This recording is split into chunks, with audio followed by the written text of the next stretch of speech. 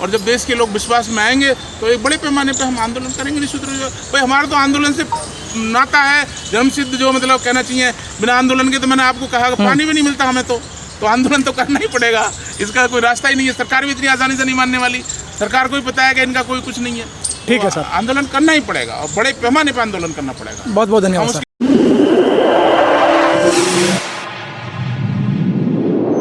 इस news channel पर जो भी वक्ता ने कहा वो उसकी अपनी राय है, जिसकी पुष्टि नेशन न्यूज इंडिया नहीं करता। धन्यवाद।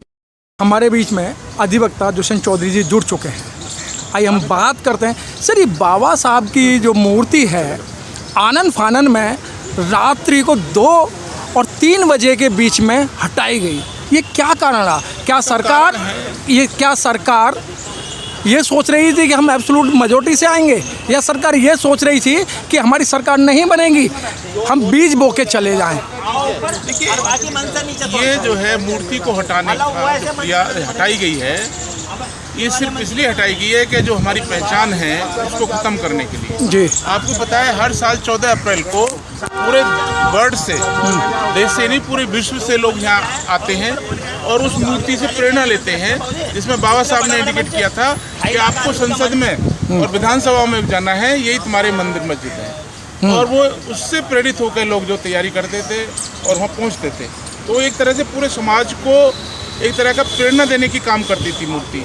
तो इस पहचान को ख़त्म करने के उद्देश्य से बिना किसी को विश्वास में लिए, ना ही किसी समाज से पूछा गया, ना ही पार्लियामेंट में कोई जो मतलब किसी तरीके का मतलब विचार आया कि भाई मूर्ति को कहीं शिफ्ट करना है, और ना ही कोई जो मतलब इस तरह से, क्योंकि ये जो मूर्ति लगी गई थी ये बहुत बड़े आंदोलन के बाद लगी थी, बहुत लोगों ने कुर्बानियाँ दी थी, बहुत बड़ा जो आंदोलन चला था, तब जाके ये मूर्ति लगी थी, और ये एक हमारी प्रेरणा देती थी और पूरे समाज को प्रेरित करती थी। सर, पार्लियामेंट के अंदर जब कभी कोई भी बात उठाई जाती है या पार्लियामेंट के अंदर कोई काम होता है, उसकी कमेटी गठित होती है, लेकिन क्या कारण रहा कि कमेटी ने नहीं बताया कि हम मूर्ति को इसको ट्रांसफ़र कर रहे हैं या मूर्ति को हटा रहे हैं या और भी मूर्ति हटाई गई? तो ये क्या आनन फानन में सर हुआ क्या? ये सिर्फ और सिर्फ मैंने बताया ना आपको, हमारी जो पहचान है उसको ख़त्म करने के उद्देश्य से इसको हटाया गया, और ना ही ना तो किसी कमेटी ने किसी को विश्वास में लिया, ना ही ये संसद में बताया गया, ना इस पर कोई चर्चा हुई, ना ही समाज के किसी व्यक्ति को मतलब विश्वास में लिया गया। तो ये सिर्फ और सिर्फ रातों रात इनको ये था कि हमारी सीटें 400 आ जाएंगी और हमारा कोई कहने सुनने वाला है नहीं, हम मनमानी तरीके से इसको मूर्ति को हटा देते हैं। लेकिन सर, आप जैसे महानुभावों से पता लगा है, जब ये मूर्ति लगाई गई थी 1967 के अंदर कई लाख लोगों ने जेल भरो आंदोलन किया था, उसमें महिलाओं बड़े पैमाने पे थीं, और ये भी माना जा रहा है कि कुछ महिलाओं की जो संतान पैदा हुई जेल के अंदर पैदा हुई। तो सर, इनको ये नहीं लगा कि एक आस्था से इन्होंने खिलवाड़ की है, क्या फिर उसी तरीके से संघर्ष करना पड़ेगा? निश्चित रूप से ये तो यही लग रहा है, ये सरकार मतलब नहीं चाहती, दोबारा से फिर वही संघर्ष करना पड़ेगा।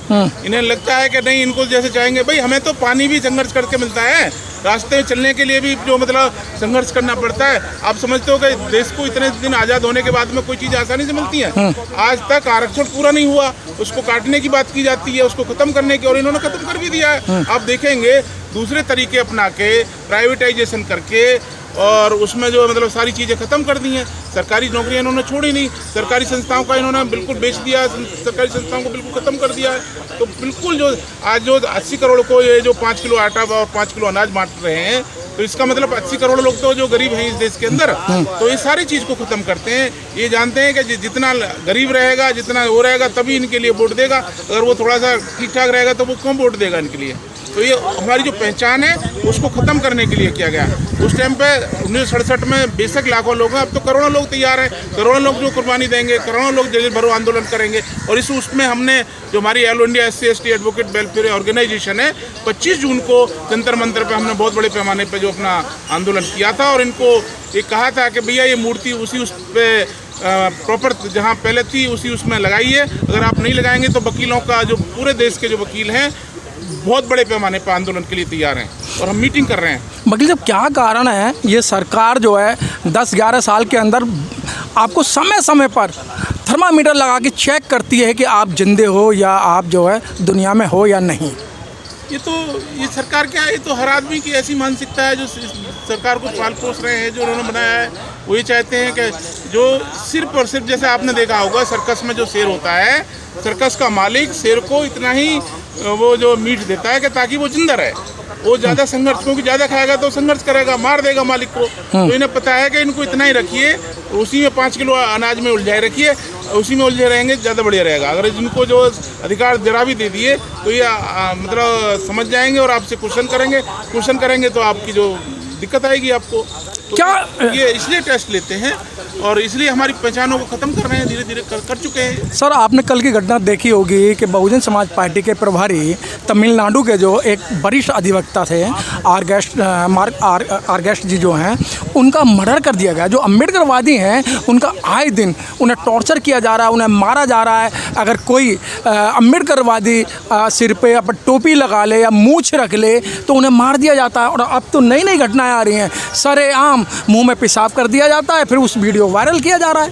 हाँ, तो ये इन सब चीज़ों से यही दिखाना चाहते हैं कि भैया इस देश में तुम्हारी कहीं कोई किसी भी तरीके की औकात नहीं है। जैसे हम चाहेंगे भाई कि मर्डर करना कोई छोटी मोटी बात थोड़ी है, वो छोटे मोटे आदमी थोड़ी थे। प्रदेश अध्यक्ष थे एक राष्ट्रीय पार्टी के, उनको रातों रात इस तरह से मार देना जाना, और अभी तक वो आइडेंटिफाई भी नहीं कर पा रहे कि कौन ने मारा, किसने मारा। अभी तक उनको मतलब अरेस्ट तक भी नहीं किया जा रहा।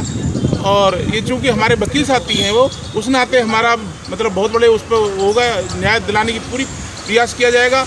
और हर तरह का उनके साथ हम लोग, पूरा वकील समुदाय पूरी तरह से ईमानदारी के साथ उनके साथ खड़ा हुआ है। लेकिन सर, जो गठबंधन था वो संविधान लेके घूमता था कि हम संविधान को बचाएंगे, और सारे में ही उन्होंने बड़ी एक रूमर फैला दी कि हम भारतीय संविधान को बचाएंगे, हम संसद को बचाएंगे। लेकिन अभी तक ना तो बाबा साहब की मूर्ति पर किसी का टूट आया है, ना अखिलेश जी बोले हैं और ना राहुल जी बोले हैं, ना अब जो मर्डर हुआ है उस पर भी किसी ने संज्ञान नहीं लिया है। तो ये आप समझते हो कि मतलब आपकी लड़ाई को कोई दूसरा क्यों लड़ेगा? भाई आपकी अपनी लड़ाई है, आपको अपने आप ही लड़नी पड़ेगी। वो क्यों चाहेंगे आपकी जो पहचान को? भाई लेकिन सर, वो वोट लेने के लिए है। कांग्रेस निश्चित रूप से वोट लेने के लिए ही जो प्रोपेगेंडा अपनाना है। क्या संविधान बचा रहे हैं? भाई इतने देश 50 साल के करीब लगभग कांग्रेस ने भी शासन किया है, उसने कभी ईमानदारी से संविधान को लागू नहीं किया, संविधान के मुताबिक कभी देश में काम नहीं किया गया। और पीछे और भी पार्टियां रही हैं तो संविधान के मुताबिक कोई काम नहीं करती है, क्योंकि उन्हें पता है कि अगर संविधान के मुनासिब अगर हमने काम कर दिया तो ये लोग ताकतवर बन जाएंगे, इस सर्कस के शेर नहीं रहेंगे, ये जंगल के शेर हो जाएंगे। और जब जंगल का शेर होता है ना तो वो कितना ताकतवर होता है ये आप अंदाज़ा लगा सकते हैं। तो ये अभी नहीं कर रहे, ये अभी सर्कस का शेर ही बना के रखना चाहते हैं, और सिर्फ वोट लेने के इनके प्रोपेगेंडा होते हैं कि संविधान बचा रहे हैं। ऐसा कुछ नहीं है। क्या लगता है सर, मूर्ति वहीं लगेगी? निश्चित रूप से मूर्ति वहीं लगेगी। लेकिन सर, मोदी जाग रहा है, वकील भाई हमारे पूरे देश के जगा रहे हैं, और इसमें सभी लोग समाज के जो बाबा साहब की विचारधारा को विश्वास रखते हैं, बाबा साहब में भरोसा रखते हैं, वो लोग सब हमारे साथ हैं। और उन्होंने हमें आश्वासित किया कि आप आंदोलन कीजिए, हम हर तरह से आपका साथ हैं। तो सरकार को झुकना पड़ेगा और मूर्ति को वहीं स्थापित करना पड़ेगा, उसी मान सम्मान के साथ। लेकिन सर, जो बाबा साहब के संविधान के तहत आरक्षण से जो 131 मेंबर ऑफ पार्लियामेंट जीत कर आए हैं और विधायक भी हैं दिल्ली के अंदर, सर क्या उनके अंदर जो बाबा साहब की आस्था नहीं है? सिर्फ आप जैसे लोग जो हैं, अधिवक्ता जो लोग हैं, आपके ही अंदर आस्था है? देखिए मनोज जी, आपको पता है अगर आपके घर में कोई मेहमान आके रहे या कोई भी आके रहे तो वो आपकी डायरेक्शंस को फॉलो करेगा। वो बेचारे जितने भी 131 हैं वो उनकी अपनी पार्टियों के अनुसार ही उनको कार्य करना पड़ता है। पार्टी जैसा उनको चाहती है ऐसा ही उनको करना पड़ेगा। तो पार्टी के अगेंस्ट नहीं जा सकते, उन्हें पता है अगर हम पार्टी के अगेंस्ट बोलने की भी कोशिश की तो पार्टी उनको निकाल के बाहर करेगी, अगली बार टिकट भी नहीं देगी।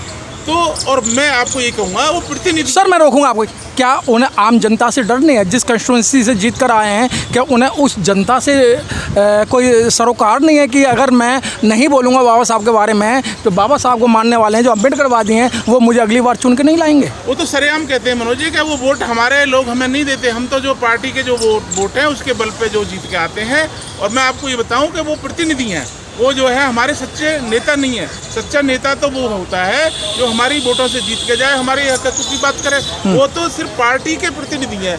पार्टी के प्रतिनिधि होने के नाते पार्टी की बात करते हैं, पार्टी के एजेंडे के अनुसार काम करते हैं वो, तो वो हमारी बात क्यों करेंगे? अच्छा वकील साहब, एक अंतिम क्वेश्चन, बड़ा कड़वा क्वेश्चन। बाबा साहब डॉक्टर भीमराव अम्बेडकर ने 4 बच्चों की कुर्बानी दी, बगैर दवाई के कारण अपनी पत्नी को खो दिया। अकेले उस मसीहा ने हमें कपड़े पहनाना सिखा दिया, अच्छी अच्छी पोस्टें दिला दी, IAS IPS बना दिया, करोड़ों लोगों का जीवन सुधार दिया। लेकिन आज करोड़ लोग बाबा साहब की स्टैचू और बाबा साहब को संविधान को नहीं बचा पा रहे हैं। ये तो इस बात को लेकर तो मैं भी बड़ा पैनिक होता हूँ मनोज जी। बड़ा दुख होता है कि जिस इंसान की बदौलत हम लोग आज सभी लोग अच्छा खा रहे हैं, अच्छा पहन रहे हैं, एक मान सम्मान के साथ जो हमें मान सम्मान मिल रहा है समाज में, सब लोग सिर्फ और सिर्फ अपने पेट भरने में लगे हुए हैं, अपने करियर बनाने में लगे हुए हैं। और वो इस कारण जो वो बिल्कुल उनके अंदर की जो आत्मा है वो पूरी तरह से ख़त्म हो चुकी है। उन्हें किसी से कोई मतलब नहीं है। देखिए, अगर बाबा साहब भी उस दिनों सोच लेते कि भाई उन्हें तो बहुत बड़े ऑफर थे, विदेश में बच सकते थे, तो उन्होंने सोचा कि भाई देश के लिए क्या होगा, मेरे देश के करोड़ों लोग वैसे रह रहे हैं। तो आज वो समय आ गया है कि हमारे जैसे लोगों को जो समाज के प्रति हमदर्दी रखते हैं, समाज के प्रति दर्द है उनको आगे आना पड़ेगा और समाज में जाके ईमानदारी से समाज के बीच में काम करना पड़ेगा। और जो ऐसे लोग हैं जो समाज के विरुद्ध कार्य करते हैं, जिनकी कोई मतलब भावनाएं नहीं है समाज के प्रति, उनको नंगा करके उनका बायकॉट किया जाएगा और उनको पूरी तरह से समाज में नंगा किया जाएगा कि भाई जब समाज की कहीं कोई बात आती है, भाई आज ही अगर 131 सांसद पार्लियामेंट में ये कह दे कि भाई हम जो समर्थन वापस ले रहे हैं, हम रिजाइन कर रहे हैं, तो कोई भी सरकार की इतनी हिम्मत नहीं है कि मूर्ति वहां लगेगी। मूर्ति तो 1 मिनट में लग जाएगी, और वो जो है अपने पेट भरने में लगे हुए हैं, उनमें इतनी मतलब नैतिकता नहीं बची है कि वो ये इतनी धमकी भी दे दें। एक बार धमकी दे दें 131 मिनट में जो हम मूर्ति लग जाएगी, सरकार ही कह देगी ठीक है भैया लगा दीजिए, मगर वो इतना नहीं कर सकते क्योंकि उनकी अंदर की आत्मा मर चुकी है। उन्हें समाज से, परिवार, समाज के लोगों से, बाबा साहब का नाम लेके वहाँ पहुँच गए, उनसे कोई हमदर्दी नहीं है, वो कुछ भी नहीं करेंगे। ये सब कुछ हम लोगों को ही करना पड़ेगा, स्पेशली हम लोग एडवोकेट हैं और हम दिखाएंगे कि एडवोकेट में कितनी ताकत होती है। सर, आप राष्ट्रीय अध्यक्ष हैं ऑल इंडिया SC/ST अधिवक्ता एसोसिएशन के, तो आपका क्या एक्शन रहेगा? देखिए, हम लोग कानून के दायरे में रह के इनको पूरी मजबूर कर देंगे कि आप मूर्ति को वहीं स्थापित कीजिए ओरिजिनल प्लेस पे, ओरिजिनल तरीके से। और अगर आप नहीं करेंगे तो फिर जो है पूरी तरह से देश के लोगों को विश्वास में लिया जाएगा, और जब देश के लोग विश्वास में आएंगे तो एक बड़े पैमाने पे हम आंदोलन करेंगे निश्चित रूप से। भाई हमारा तो आंदोलन से नाता है जन्मसिद्ध, जो मतलब कहना चाहिए, बिना आंदोलन के तो मैंने आपको कहा कि पानी भी नहीं मिलता हमें, तो आंदोलन तो करना ही पड़ेगा, इसका कोई रास्ता ही नहीं है। सरकार भी इतनी आसानी से नहीं मानने वाली, सरकार को भी पता है कि इनका कोई कुछ नहीं है। ठीक है सर, आंदोलन करना ही पड़ेगा और बड़े पैमाने पर आंदोलन करना पड़ेगा। बहुत बहुत धन्यवाद सर।